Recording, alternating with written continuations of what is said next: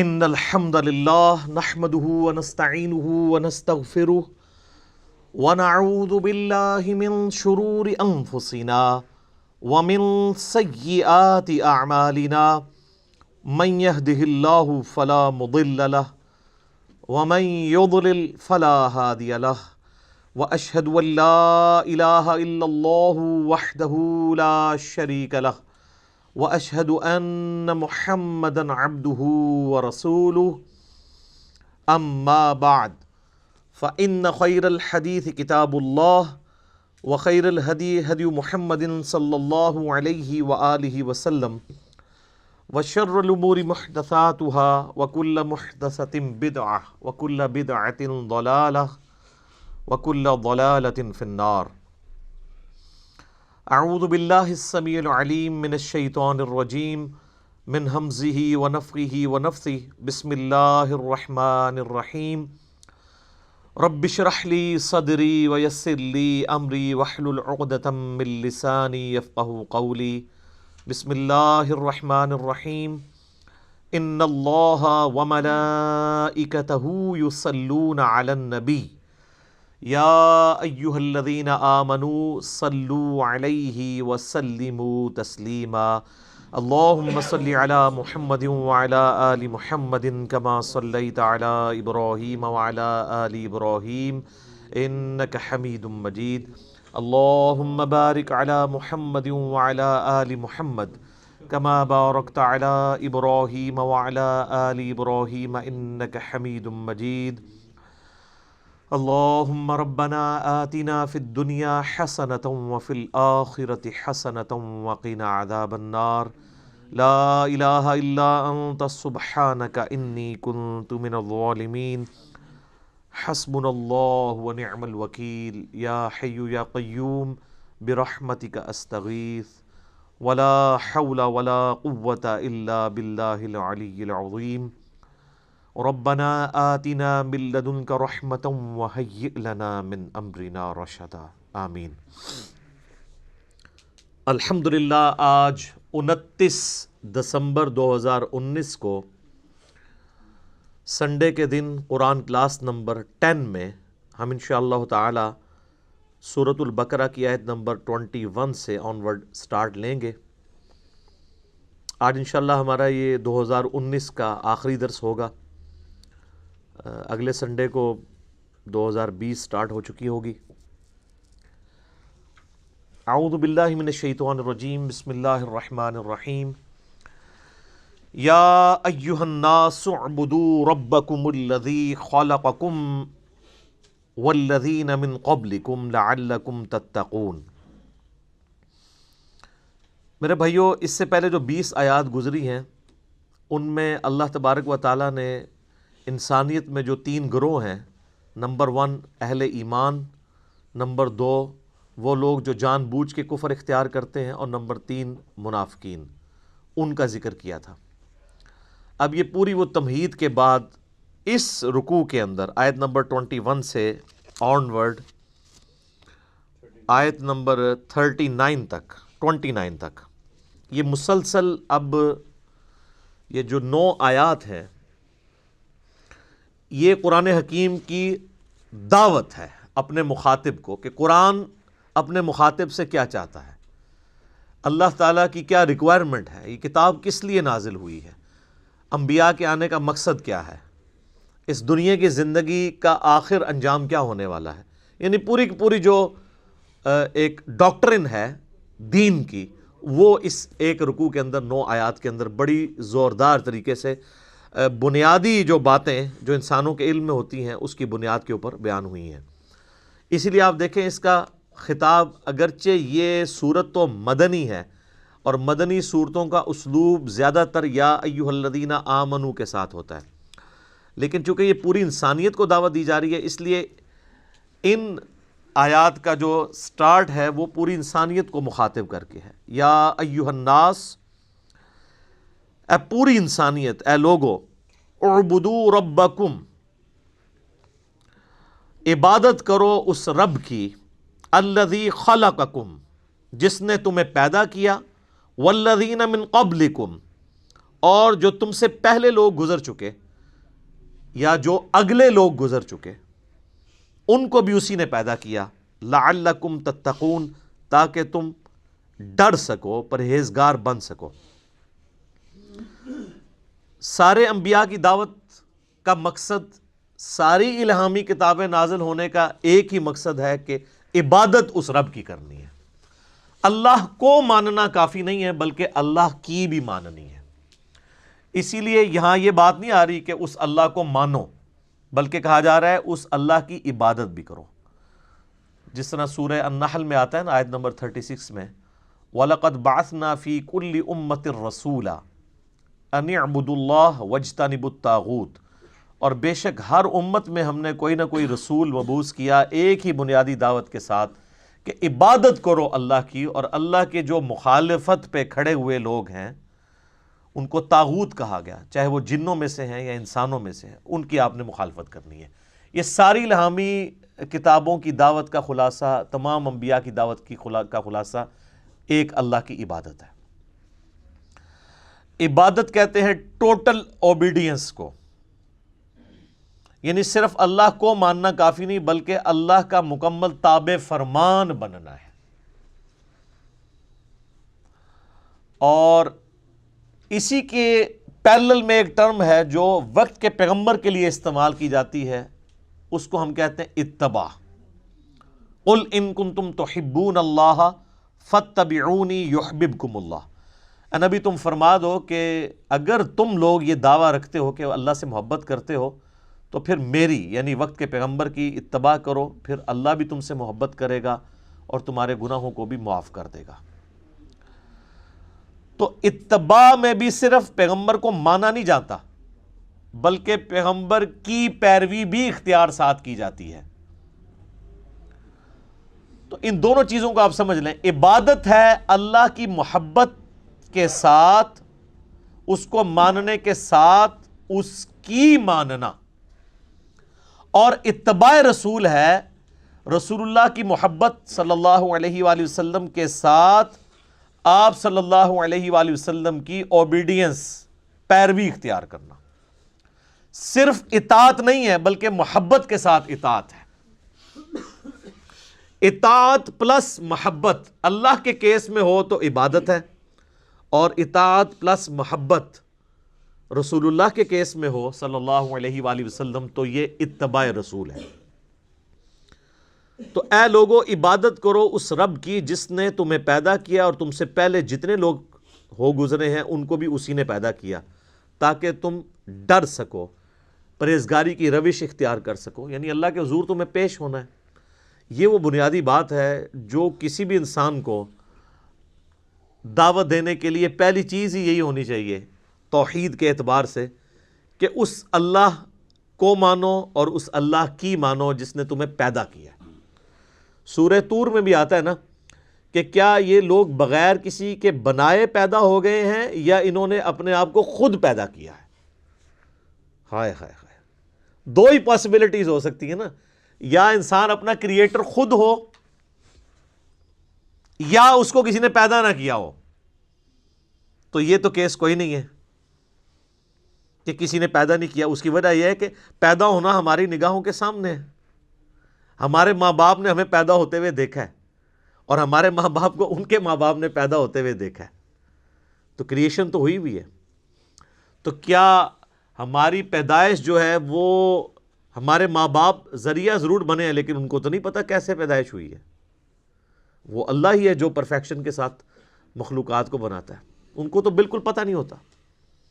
مخلوق جو پیدا ہو چکی ہے اسے خود اپنے بارے میں نہیں پتا کہ اس کے اندر کیا کچھ چل رہا ہے، سوچ بھی نہیں سکتا۔ آج اگر سائنس ہمیں یہ باتیں ٹروتھ ریویل نہ کرتی اس کائنات کے بڑے بڑے حقائق، تو ہم کبھی امیجن بھی نہیں کر سکتے تھے کہ کتنی یہ کمپلیکس کریشن ہے، کوئی بھی زندہ چیز ہے۔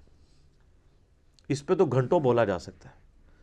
انسان کے جسم میں جو ایک خلیہ ہے نا، اس خلیے کو بنانے کے لیے نیو یارک سٹی جتنی جگہ چاہیے، جتنے سسٹم اس میں اللہ نے رکھ دیے، اور انسان کے جسم میں یہ ایک خلیہ نہیں ہے، 100 بھی نہیں ہے، 1000 بھی نہیں ہے، لاکھ بھی نہیں ہے، کروڑ بھی نہیں ہے، ارب بھی نہیں ہے، 100 ٹریلین سیلز ہر انسان کے جسم کے اندر موجود ہیں.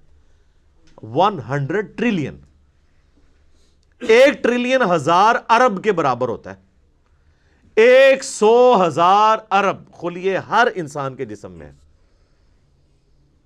اور ان سارے خلیوں تک آکسیجن بھی پہنچتی ہے اور یہ زندہ ہے.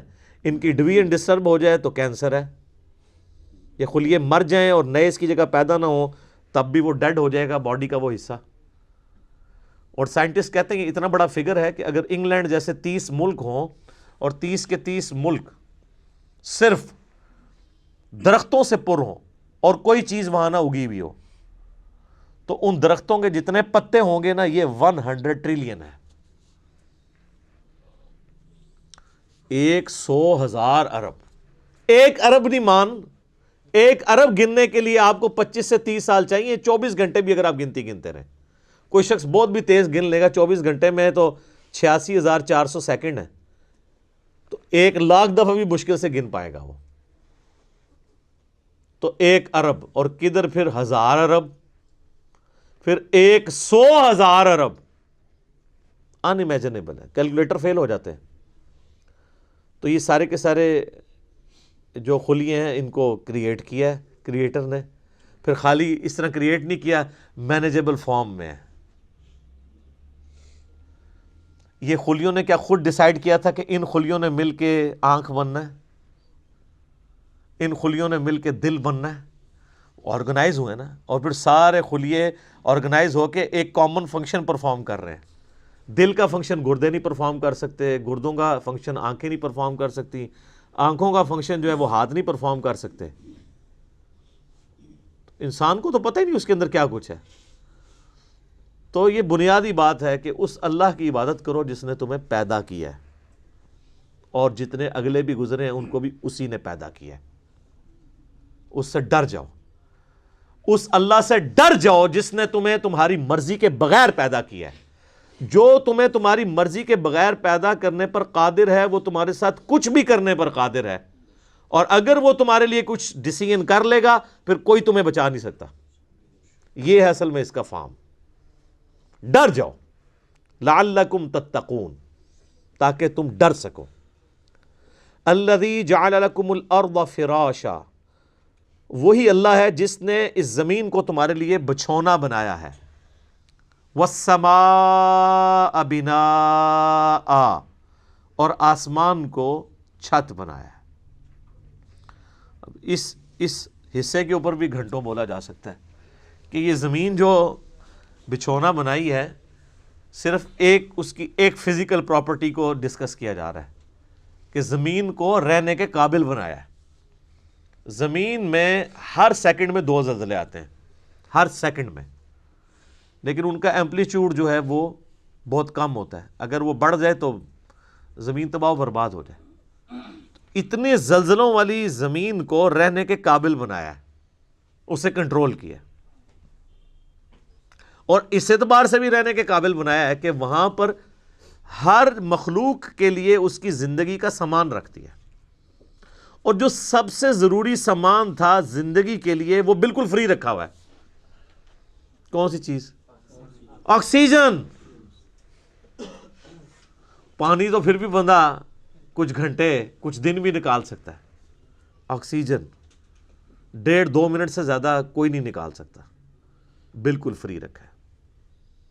اور اس آکسیجن کی جو مقدار ہے اسے کنٹرول کیا ہوا ہے فضا کے اندر. ہائیڈروجن سے یا نائٹروجن سے وہ بڑھ جائے تب بھی ہماری ایگزسٹنس نہیں ہے، کم ہو جائے تب بھی ایگزسٹنس نہیں ہے. اور یہ تو صرف ایک فائن ٹیوننگ ہے، اس طرح کی ملینز آف فائن ٹیوننگز روئے ارض پہ ہیں. اسی لیے سائنٹسٹ کہتے ہیں کہ یہ میریکل پلانٹ بنایا گیا ہے اس قابل کہ یہاں پہ زندگی رہے. تو کسی کے بنانے سے بنا ہے. اگر وہ کہتا ہے خود بخود بن گیا ہے تو پھر اس کو کوئی کاپی کر کے بنا کے بتا دے. جو چیز کاپی بھی نہ ہو سکتی ہو اس کے بارے میں کہنا کہ وہ خود بخود ہو گئی ہے تو اس سے بڑی تو بے وقوفانہ سٹیٹمنٹ ہی نہیں ہو سکتی.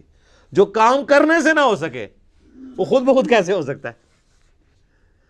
خود بخود تو وہ کام ہو سکتا ہے نا کہ جو یعنی کرنے سے ہو بھی جائے.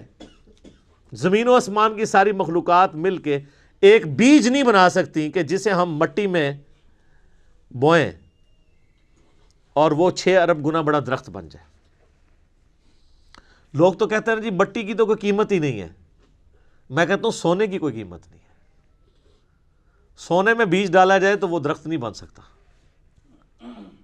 اگر مٹی دنیا پہ نہ ہو تو سونے کو چاٹنا ہے کسی نے، اور سونا نہ ہو تو پھر بھی دنیا چلتی رہے گی۔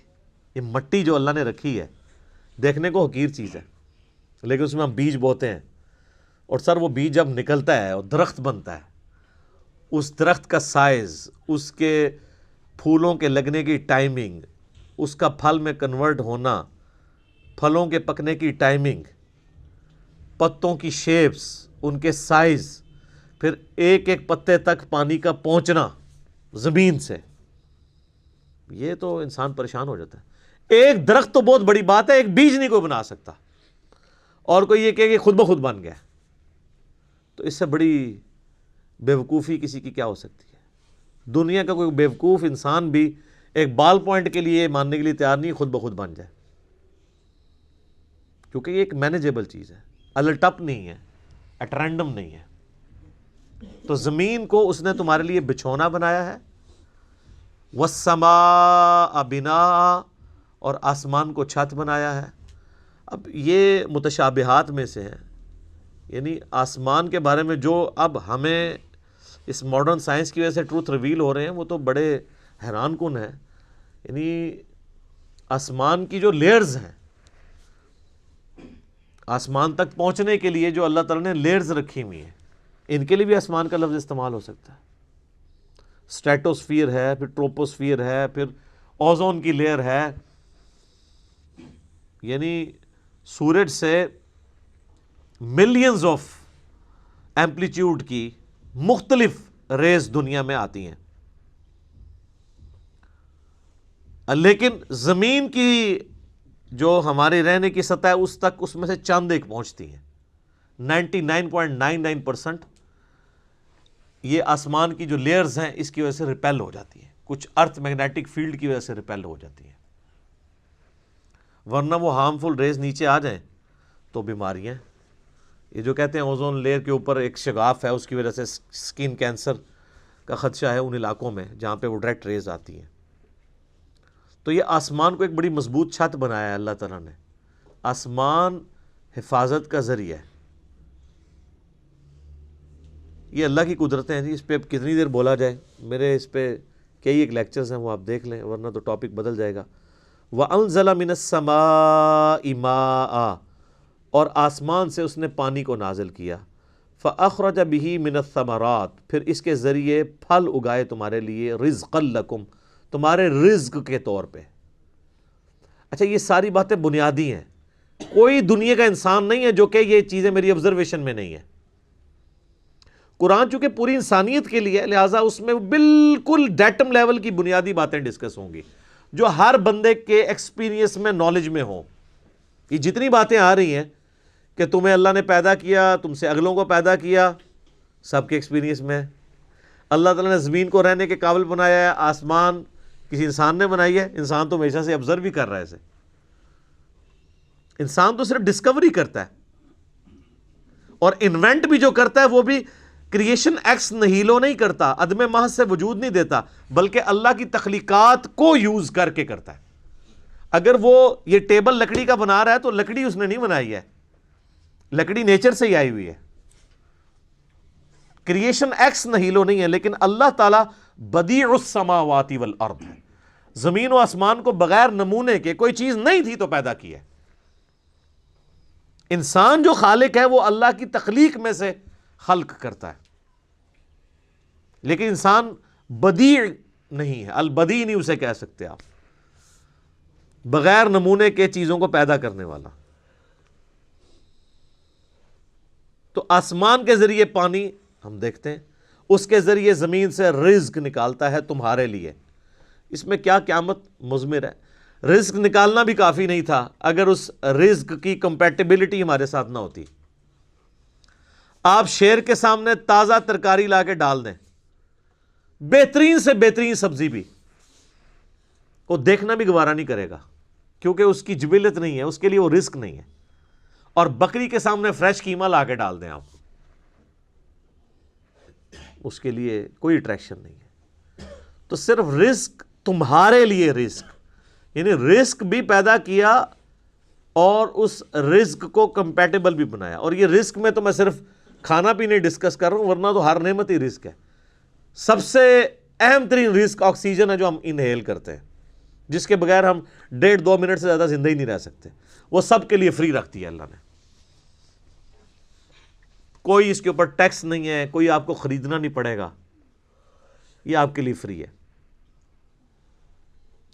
تو جس اللہ نے یہ ساری نعمتیں دی ہیں، اس نے زمین کو رہنے کے قابل بنایا، آسمان کو تمہارے لیے مضبوط چھت بنایا تمہاری پروٹیکشن کے لیے، آسمان سے پانی نازل فرما کے زمین میں سے نباتات اگائے، اس کے ذریعے تمہارا یہ فوڈ سائیکل چلتا ہے سارے کا سارا.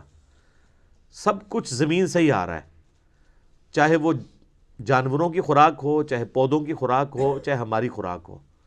زمین مر جائے تو ساری مخلوقات مر جائے. تو اللہ تعالیٰ فرماتا ہے جس نے یہ سب کچھ کیا ہے، فَلَا تَجْعَلُوا لِلَّهِ أَنْدَادًا وَأَنْتُمْ تَعْلَمُونَ، پھر اللہ کے ساتھ کوئی مد مقابل نہ ٹھہراؤ اور تم جانتے تو ہو، تم جانتے تو ہو کہ یہ کوالٹیز کسی اور کی ہے ہی نہیں ہے. یہ توحید تو تمہارے اندر موجود ہے کہ اللہ کے مد مقابل کوئی نہیں ٹھہرایا جا سکتا. مجھے بتائیں قرآن اسٹارٹ میں جو توحید بیان ہوئی ہے، اس توحید کو پڑھ لینے کے بعد کوئی کسی بابے کو پکارے گا؟ کسی مرے ہوئے شخص کو پکارے گا؟ کسی زندہ شخص سے وہ چیزیں ڈیمانڈ کرے گا جس کا وہ اہل ہی نہیں ہے؟ امپاسبل ہے. کتنی بنیادی بات ہے. بس یہ ساری نعمتوں کے عوض میں تم سے ایک بات مانگ رہا ہوں، فَلَا تَجْعَلُوا لِلَّهِ أَنْدَادًا، پس مت بناؤ اللہ کے ساتھ کسی اور کو مد مقابل ند کے طور پہ. وَأَنْتُمْ تَعْلَمُونَ، اور تم جانتے تو ہو کہ کوئی ہے ہی نہیں ایسا کہ جسے بنایا جائے مد مقابل. کون ہو سکتا ہے؟ یہی ند کا لفظ ہے جو حدیث کے اندر آیا ہے، جو الادب المفرد میں صحیح سند کے ساتھ ہے، اور مسند امام احمد میں بھی ہے. ایک صحابی نے اللہ کے نبی علیہ السلام کے سامنے کہہ دیا، یا رسول اللہ ما شاء اللہ وشئت، جو اللہ چاہے اور جو آپ چاہیں.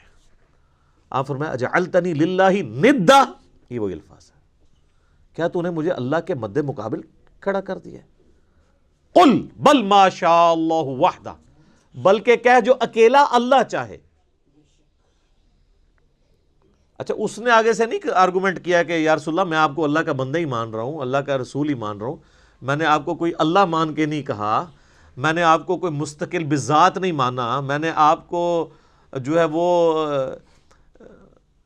عطائی مان کے ہی بات کی ہے، ذاتی مان کے بات دی. یہ ساری کہانیاں جڑی مولویوں نے پڑھائیاں نے اس زمانے نہیں سنونیاں.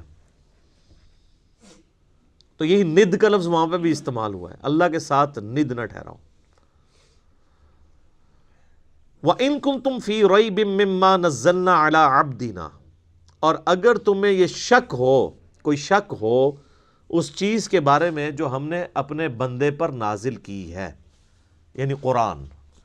یہ قرآن جو اللہ کی کتاب ہے، جو نبی علیہ السلام کا واحد معجزہ ہے، جس کی بنیاد پہ دعوی نبوت ہے، اس کے بارے میں اگر تمہیں کوئی شک ہو کہ یہ کتاب انہوں نے خود گھڑ لی ہے یا یہ کتاب اللہ کی طرف سے نہیں ہے، کوئی انسانی کوشش ہے، فَأْتُوا بِسُورَةٍ مِّن مِّثْلِهِ، تو تم بھی کوئی اس سے ملتی جلتی ایک صورت ہی بنا کے لے آؤ. وَادْعُوا شُهَدَاءَكُم مِّن دُونِ اللَّهِ، اور بلا لو مدد کے لیے اپنے جتنے حمایتی ہیں اللہ کے سوا. ان کنتم صادقین، اگر تم سچے ہو. اللہ کے سوا جتنوں کو بلانا ہے تم بلا لو. جنوں، بلکہ سورہ بنی اسرائیل میں تو آتا ہے کہ سارے جنوں انس بھی مل کے اگر اس طرح کی کوئی کتاب بنانا چاہیں تو کتاب نہیں بنا سکیں گے. اچھا، یہ قرآن حکیم میں مختلف جگہ مختلف یعنی چیلنجز آئے ہیں. سورہ ہود کے اندر بھی، سورہ یونس میں بھی.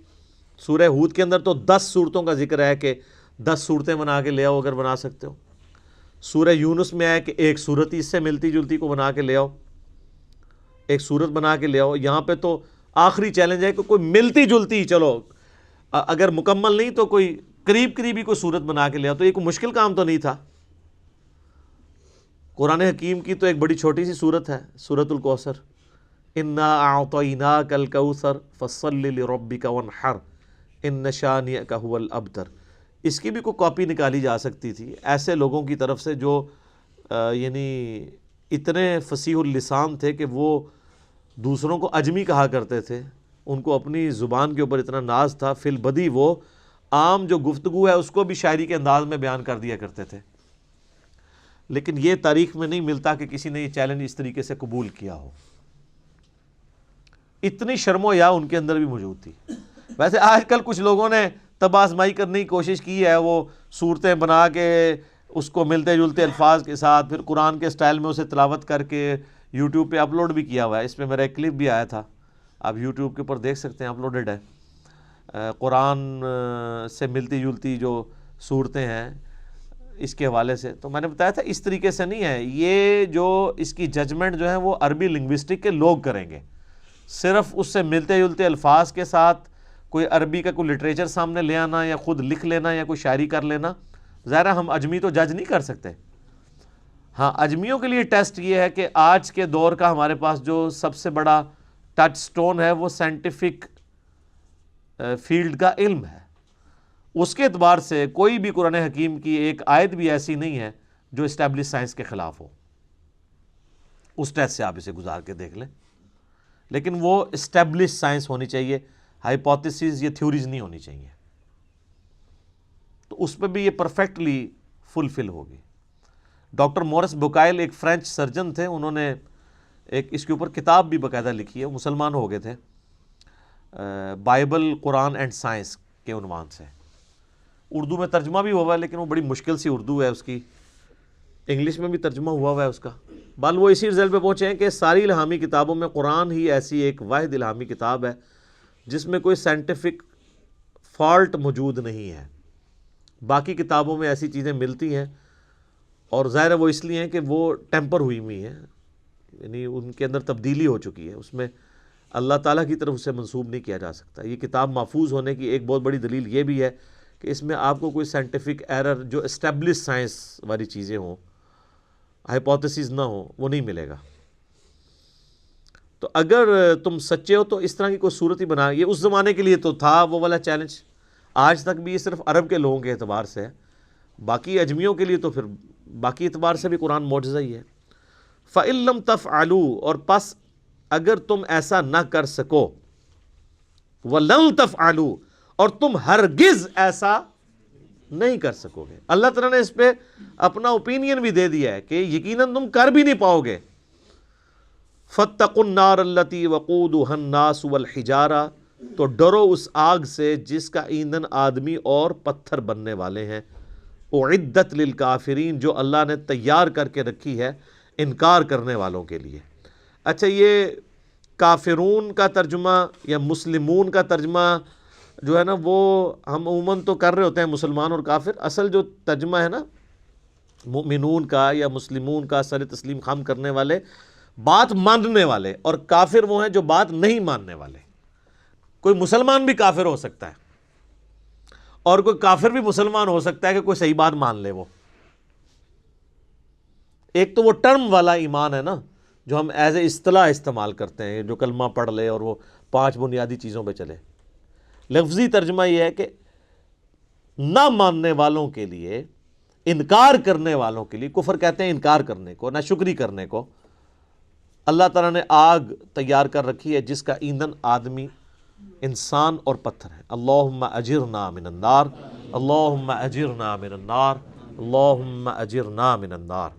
صحیح مسلم میں حدیث ہے، نبی علیہ السلام ایون نماز میں بھی جب کبھی آیات آتی تھیں جہنم سے ریلیٹڈ تو آپ علیہ السلام اللہ سے جہنم کے اگینسٹ اللہ تعالیٰ کی پناہ طلب کیا کرتے تھے، اور جب جنت کی آیات آتی تھی تو اللہ تعالیٰ سے جنت کا سوال کیا کرتے تھے۔ یہ سنت ہے۔ اچھا، یہ جو آیا کہ پتھر بھی ایندھن بنیں گے، تو یہ پتھر کو کوئی عذاب نہیں ہو رہا ہوگا، بلکہ ان کی حسرت میں اضافے کے لیے ہوگا۔ اس کا ڈیٹیل ذکر سورۃ الانبیاء میں آئے گا اللہ تعالیٰ فرماتا ہے کہ ہم کافروں کو بھی اور جن معبودوں کو یہ پوج رہے ہیں ان کو بھی دوزخ میں ڈالیں گے. اور پھر اللہ تعالیٰ فرماتا ہے کہ اگر یہ ان کے معبود ہوتے تو دوزخ میں ان کے ساتھ تو نہ ہوتے. پھر کافروں نے اس کا بھی ٹھٹھا کیا. انہوں نے کہا اچھا اس کا تو مطلب ہے پھر عیسیٰ ابن مریم کو بھی دوزخ میں ڈالا جائے گا، کیونکہ عیسیٰ ابن مریم کی بھی لوگوں نے پوجا کی ہے. پھر اللہ تعالیٰ نے اس کا بھی جواب دیا. رپلائی ٹو کے بغیر کام چلتا نہیں ہے نا، وسوسے اتنے ہیں. رپلائی ٹو کے کلپ تو بنیں گے. وہ پھر سورہ الزخرف میں آیا. اللہ تعالیٰ نے یہ عیسیٰ کی مثال جو تم سے بیان کی ہے نا انہوں نے، تو یہ صرف جو ہے نا وہ حجت بازی کے لیے. پتہ ان کو بھی ہے کہ عیسیٰ ابن مریم کیوں دوزخ میں جائیں گے، وہ تو خود امام موحدین تھے اپنے وقت میں، توحید کے دائی تھے. قصور تو ان لوگوں کا ہے جنہوں نے عیسیٰ ابن مریم کے بارے میں ڈیوینٹی کلیم کی ہے، نہ کہ عیسیٰ ابن مریم. پھر انہوں نے کہا وہ تو ہمارے بندے خاص ہیں اور وہ تو قیامت کی نشانی میں سے ہیں. تو یہ جو بت، وہ پتھر جن کے بت تراشے گئے، ان کو اللہ تعالیٰ دوزخ میں اس لیے ڈالے گا تاکہ کافروں کی حسرت میں اضافہ ہو کہ یار ان کو ہم پوجتے رہے، یہ بھی ہمارے ساتھ ہیں. اس کا یہ مطلب نہیں ہے کہ وہ ان پتھروں کو عذاب ہو رہا ہوگا، بلکہ وہ پتھر تو الٹا ان کے لیے خود عذاب بن جائیں گے، کیونکہ جب پتھر گرم ہوں گے تو وہ تو گرمائش زیادہ فیل ہوگی. پتھر بھی لوگ گرم کر کے ان سے بھی ہیٹ حاصل کرتے ہیں نا، وہ تو ان کے لیے ہوگا. اب دوزخ کے اوپر 19 فرشتے ہیں تو فرشتوں کو عذاب تو نہیں ہو رہا ہوگا، وہ تو مامور ہیں دوزخیوں کو مارنے پیٹنے کے لیے. اللہ تعالیٰ تو اس بات پہ قادر ہے کہ ایک ہی فریم آف ریفرنس میں مختلف لوگوں کے اوپر مختلف حالت طاری کر دے. یہ تو ہم نے دنیا میں ایکسپیرینس کیا ہے. آپ میں سے اگر کسی کو ملیریا ہوا ہو سخت گرمیوں میں تو اسے تو 2 رضائیاں بھی اڑا دی جائیں تو اس کی ٹھنڈ نہیں ختم ہوتی. باقی تو گرمی سے اف اف کر رہے ہوتے ہیں اور اس کو ٹھنڈ اتنی لگی ہوتی ہے کہ وہ کہتا ہے میرے اوپر اور اڑاؤ. ایک ہی جگہ پہ ٹیمپریچر بے شک 40 تک پہنچ چکا ہوا ہے، اس کو ٹھنڈ لگ رہی ہے، حالانکہ ایکچوئل وہاں پہ گرمی ہے. تو یہ اللہ تعالیٰ ایک فریم آف ریفرنس میں دنیا میں ایسی چیزیں کر کے بتاتا ہے کہ 2 مختلف بندوں پہ ایک ہی جگہ پہ 2 مختلف حالتیں طاری ہو جاتی ہیں. اللہ ہی اللہ ہے جی. یقین کریں کہ یہ جو چیزوں کی کوالٹیز ہیں یہ بھی اللہ کی وجہ سے ہے. اگر اللہ تعالیٰ کا امر اس کے پیچھے سے ہٹ جائے، آپ 7 سمندروں کا پانی بھی پی جائیں آپ کی پیاس نہیں بجھ سکتی.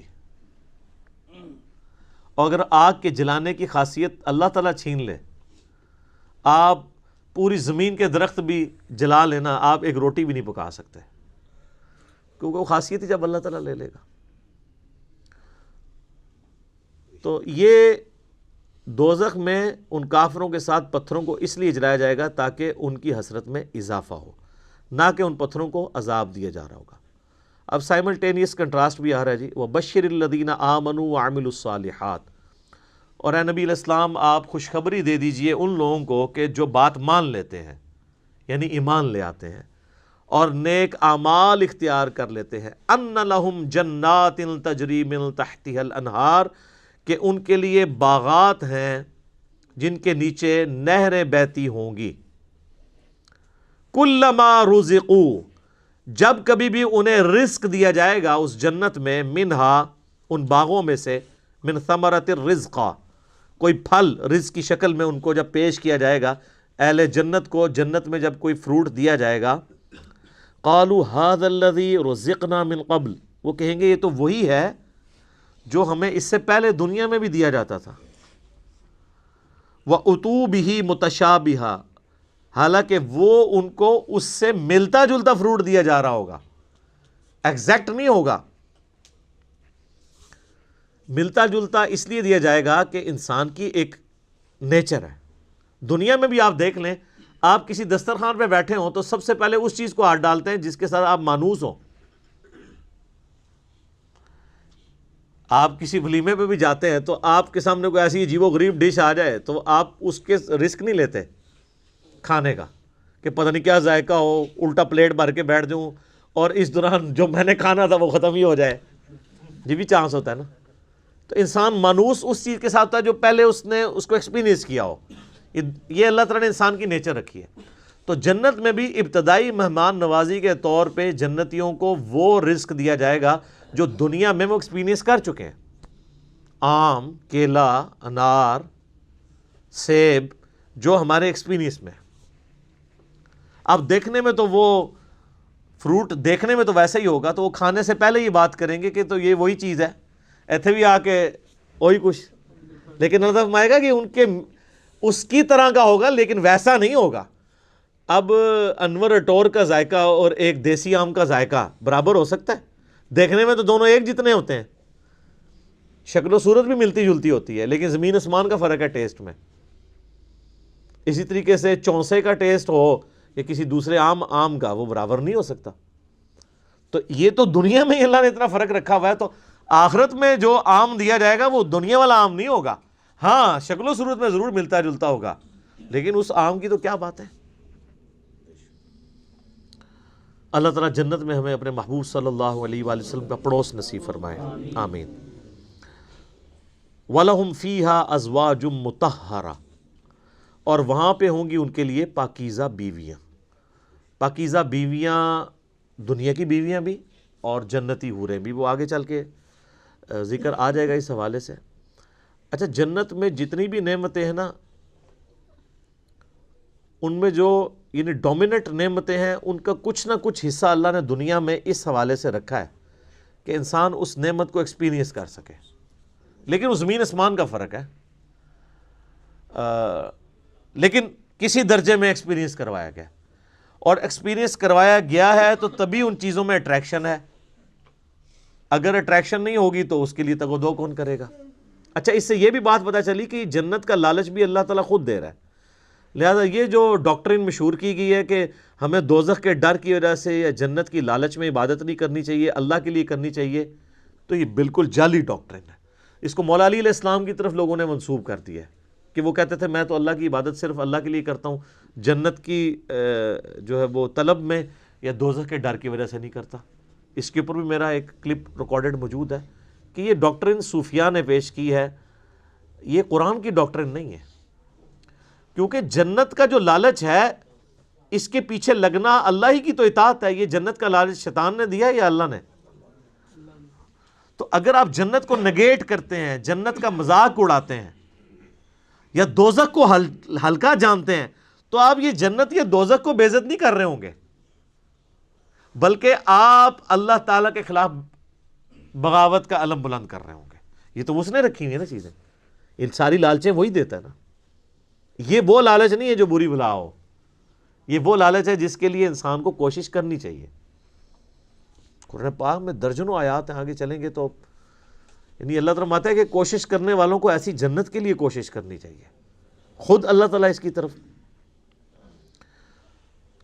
تو اسی طریقے سے یعنی جو ایک اللہ تعالیٰ نے سیکس کا جذبہ رکھا ہے انسان کے اندر، اس کا ایکسپیرینس دنیا میں کسی فارم میں کروایا، تبھی جنت کی حوروں کا لالچ دیا جا سکتا ہے. اور اسی طریقے سے جو فروٹ ہے اس کا ذائقہ دنیا میں رکھا ہے، جبھی جنت کی فروٹ کا آپ کو لالچ دیا جا سکتا ہے. باقی تو بخاری مسلم میں حدیث ہے کہ اللہ تعالیٰ نے جنت میں وہ نعمتیں تیار کر رکھی ہیں جو نہ کسی آنکھ نے دیکھی، نہ کسی کان نے سنی، نہ کبھی کسی کے دل پہ بھی اس کا گمان گزرا. وہ تو ان امیجنیبل ہے. یہ صرف متشابہات ہیں، چیزیں ملتی جلتی چیزیں دنیا میں، صرف بات سمجھانے کے لیے. اور دنیا کی نعمتیں تو فنا ہونے والی ہیں، لیکن ان نعمتوں کے ساتھ آ رہا ہے وَهُمْ فِيهَا خَالِدُونَ، وہ رہیں گے ہمیشہ ہمیش اس کے اندر، نہ ختم ہونے والی نعمتیں. اچھا، دنیا میں کوئی بڑے سے بڑی بھی نعمت ہے نا، وہ اچھی انسان کو لگتی ہے،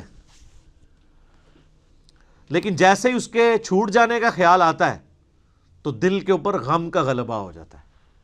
اور جنت میں غم نہیں ہے، اس لیے جنت میں ہمیشہ کی نعمتیں. بخاری اور مسلم کی حدیث ہے کہ میدان محشر میں لا کے مینڈے کی شکل میں موت کو قتل کیا جائے گا، اور جب بلایا جائے گا تو باقاعدہ ایک یعنی ندا کی جائے گی. جہنمی جو ہیں جہنم کے کنارے پہ آ جائیں گے اس خوشی کی وجہ سے کہ شاید ہمارے نکلنے کے لیے کوئی اب سبب ہونے لگا ہے، اور جنتی جنت کے کنارے پہ آئیں گے اس ڈر کے ساتھ کہ ہمیں کہیں جنت سے نہ نکال دیا جائے، تو پھر اللہ تعالیٰ موت کو مینڈے کی شکل میں لا کے وہاں پہ ذبح کرے گا،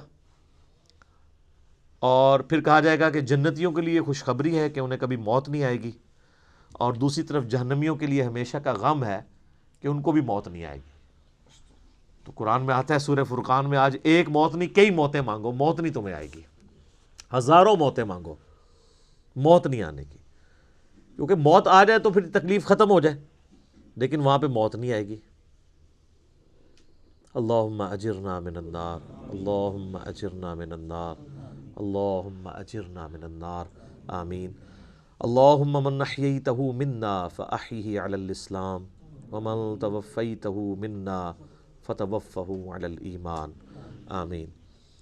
صحیح مسلم میں ایک حدیث ہے کہ جب جنتی جنت میں داخل ہونے لگیں گے تو ان کو ایک ندا کی جائے گی، جاتے ہی خوشخبری ملے گی، تمہارے لیے مبارک ہے، آج کے بعد تمہیں کبھی موت نہیں آئے گی، تم ہمیشہ زندہ رہو گے، آج کے بعد تمہیں کبھی بدحالی نہیں آئے گی، تم ہمیشہ خوشحال رہو گے، آج کے بعد تمہیں کبھی بڑھاپا نہیں آئے گا، تم ہمیشہ جوان ہی رہو گے، اور آج کے بعد اللہ تم سے کبھی ناراض نہیں ہوگا، ہمیشہ راضی رہے گا۔ یعنی دنیا میں تو سب سے بڑی اہل ایمان کے لیے ٹینشن ہی یہی ہے نا کہ میں نے یہ کیا تو ناراض نہ ہو جائے۔ جنت وہ جگہ ہے جہاں کچھ بھی کر لیں اللہ ناراض نہیں ہوگا، ہر وہ چیز جو دنیا میں بھی جرم تھی وہاں جا کے وہ جرم نہیں رہے گی۔ دنیا میں مرد کے لیے سونا پہننا حرام ہے، اور جنت میں سونے کے کنگن پہنائے جائیں گے، ریشم کا لباس پہنایا جائے گا۔ قرآن پاک میں آتا ہے، بخاری مسلم میں درجنوں احادیث ہیں، جسے شوق ہو تو مشکات المصابیح کی 3 جلد میں جنت والا چیپٹر پڑھ لیں تو آپ کو اندازہ ہوگا کہ جنت میں اللہ تعالیٰ نے کیا کچھ رکھا ہے انسان کے لیے۔ لیکن یہ بات اپنی جگہ ہے، ایک حقیقت ہے کہ جنت پہنچنا بڑا مشکل ہے، یہ سب سے بڑا المیہ ہے۔ یہ تو بابوں نے آپ کو ایک خدا کا تعارف کروایا نا کہ جنت تو اپنی جیب ہی ہے، کتابیں یہ نہیں بتاتی، کتابیں کچھ اور ہی بتاتی۔ صحیح مسلم میں حدیث ہے کہ اللہ تعالیٰ نے جنت کو ناگوار چیزوں سے ڈھانپ رکھا ہے، یعنی جنت تک پہنچنے کے لیے کئی ناگوار چیزوں سے آپ کو گزرنا پڑے گا، پھر جنت آئے گی۔ اور جہنم کو اللہ تعالیٰ نے خوشنما چیزوں سے ڈھانپ رکھا ہے، یعنی ہر اٹریکٹ فل چیز دوزخ کی طرف لے کے چلی جائے گی۔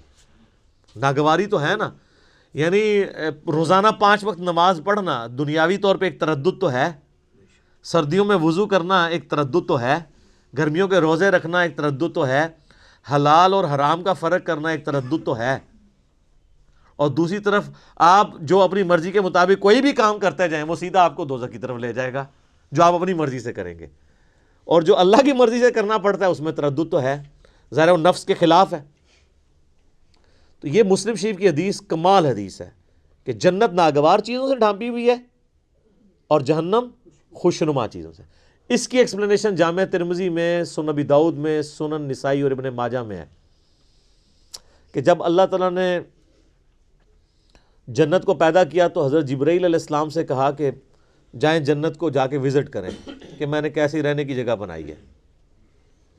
جب حضرت جبرائیل علیہ السلام جنت گئے اور اس کی خوبصورتی دیکھی تو اللہ تعالیٰ نے کہا کہ جبرائیل کیسا پایا جنت کو؟ انہوں نے کہا اللہ تیری عزت کی قسم کوئی بندہ ایسا نہیں ہوگا جو اس میں جانے کے لیے جان دھڑ کی بازی نہ لگا دے، کیا زبردست جگہ تو نے بنائی ہے۔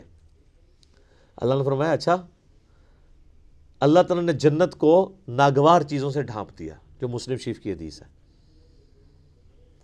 اور کہا اب جا کے ذرا جنت کو دیکھو۔ جب وہ دیکھ کے آئے تو انہوں نے کہا تیری عزت کی قسم مجھے نہیں لگتا کوئی بندہ جنت میں جانے میں کامیاب ہوگا، اتنا مشکل ہے۔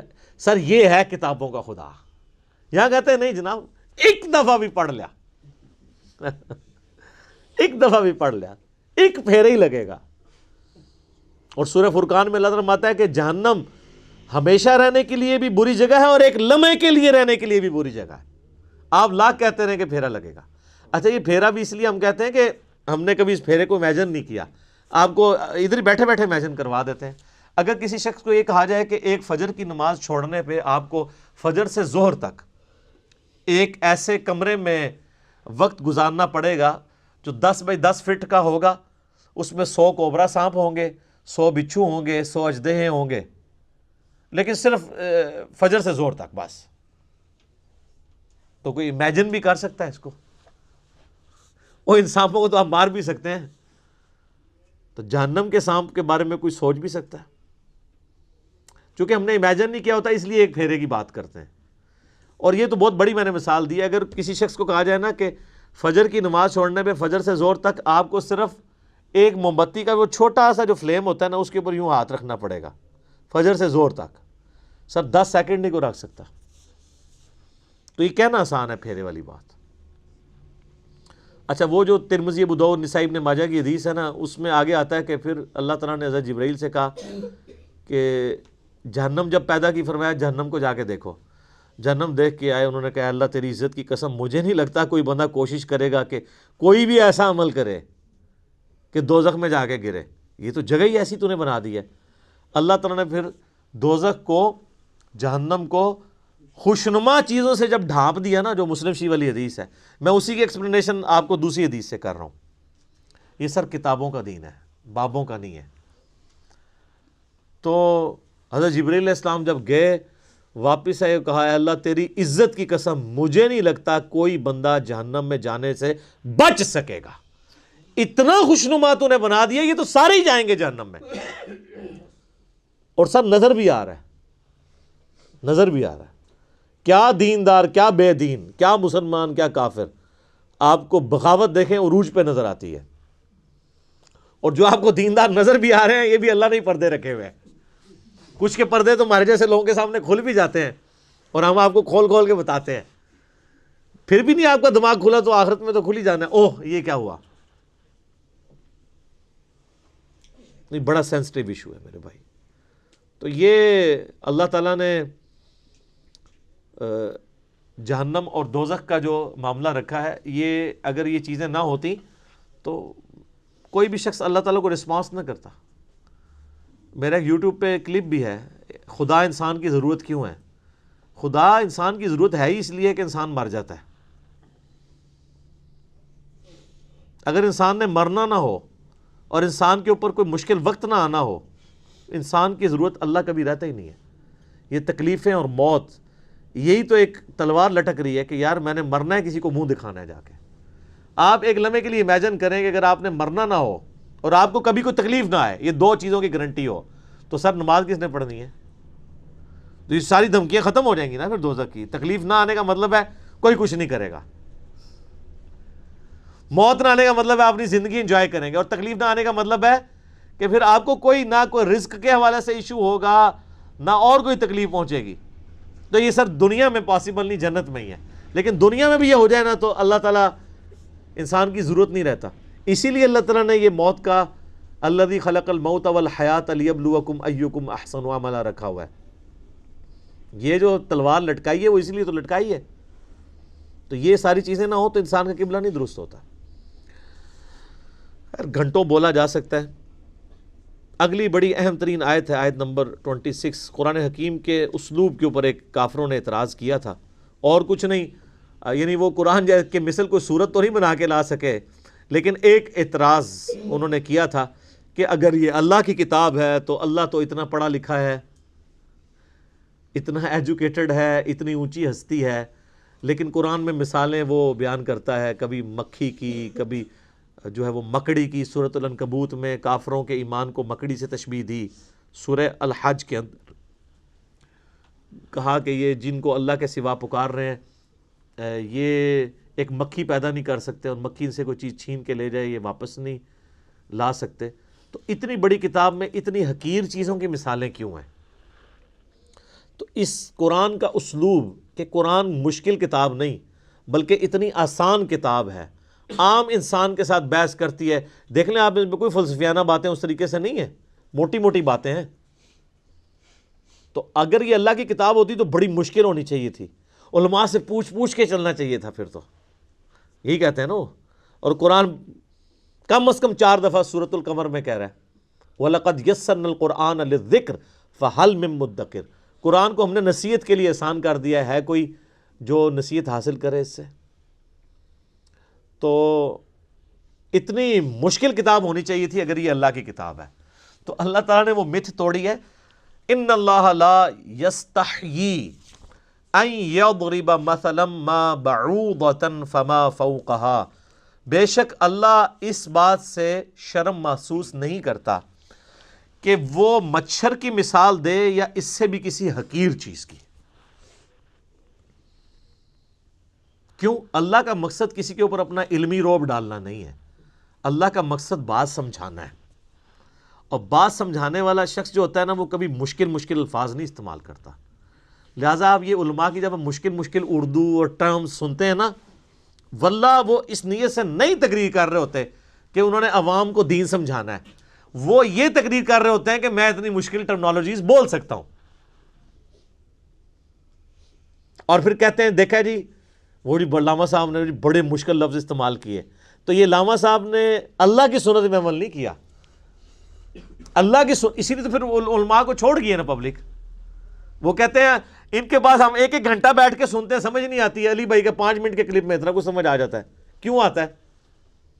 عام فہم بات ہے۔ لیکن میں آپ کو مزے کی بات بتاؤں، یہ عام فہم بات کرنا یہ مشکل کام ہوتا ہے، مشکل باتیں کرنا آسان کام ہوتا ہے۔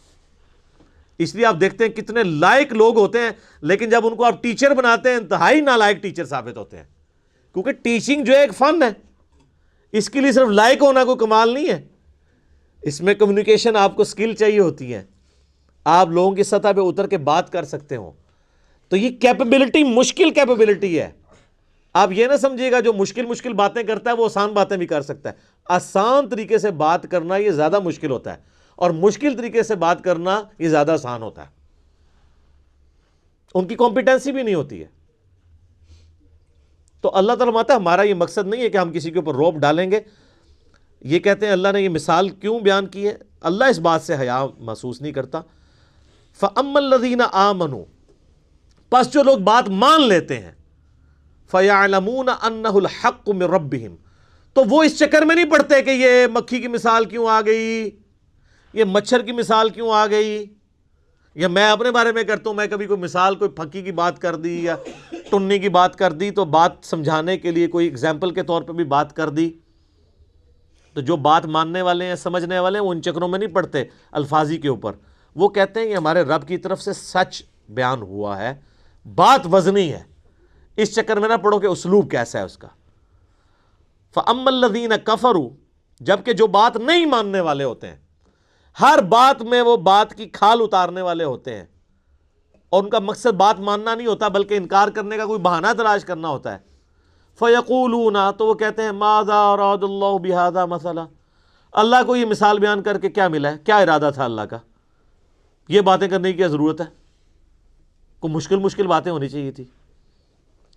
تو اب چونکہ یہ انہوں نے اعتراض کیا ہے غیر علمی جذباتی ڈاکٹرن کے ساتھ، لہٰذا اس کا جواب بھی اسی اعتبار سے پہلے تو دیا جا رہا ہے، یضل بہ کثیرا ویہدی بہ کثیرا، اللہ کا مقصد یہ ہے کہ تاکہ اس مثال کے ذریعے بہت سے لوگوں کو گمراہ کر دے اور بہت سے لوگوں کو ہدایت دے۔